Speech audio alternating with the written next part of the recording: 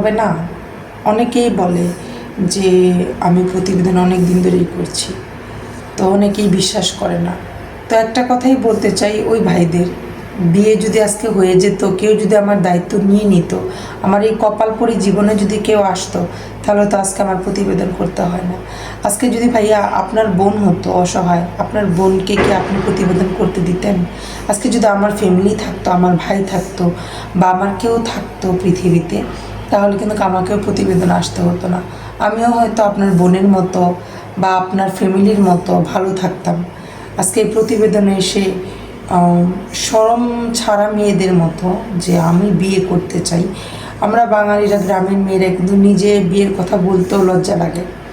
তো আজকে নিরুপায় বলেই কিন্তু নিজের বিয়ের কথা নিজে বলছি।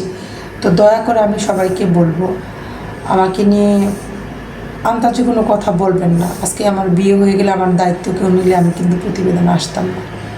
তো কেউ যদি আমার দায়িত্ব নিতে চান, তাহলে নিজেকে ভাগ্যবান মনে করব যে আমার দায়িত্ব কেউ নিয়েছে।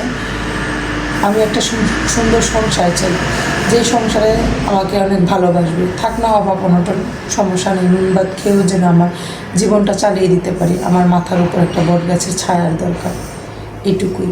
ভালো থাকবেন। আসসালামু আলাইকুম।